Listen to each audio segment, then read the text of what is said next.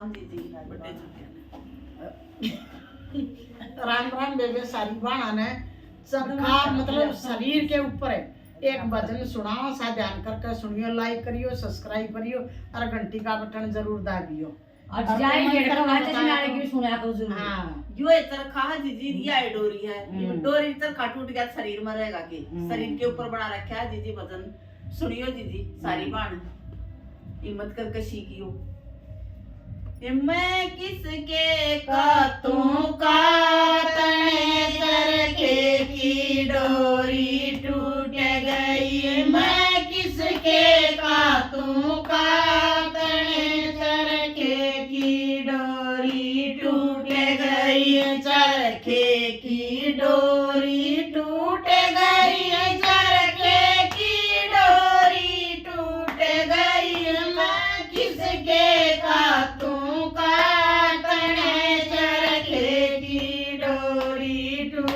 गई। मैं किसके कातों का तने चरखे की डोरी टूट गई।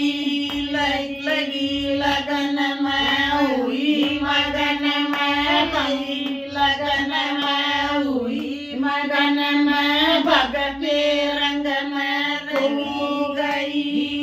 भग में रंग में रो गई। मैं हुआ सवेरा दुनिया जाग मैं जानी मैं सो गई। हुआ सवेरा दुनिया जाग मैं जानी मैं सो गई। बाबा बाबा करते करते मैं बाबा हो गई। बाबा बाबा करते करते मैं खुद बाबा हो गई। हुई दीवानी मस्तानी फिर बाबा बाबा गाऊं मैं। हुई दीवानी मस्तानी फिर बाबा बाबा गाऊं मैं।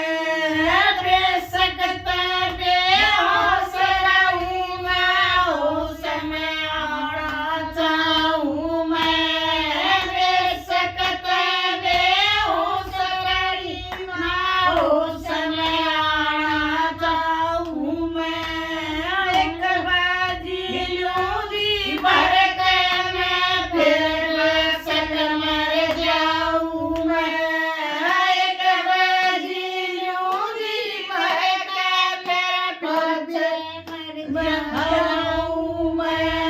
किसके कातों का तने चरखे की डोरी टूट गई। मैं किसके कातों का तने चरखे की डोरी टूट गई। चरखे की डोरी टूट गई, चरखे की डोरी टूट गई। मैं किसके कातों का तना चरखे की डोरी टूट गई।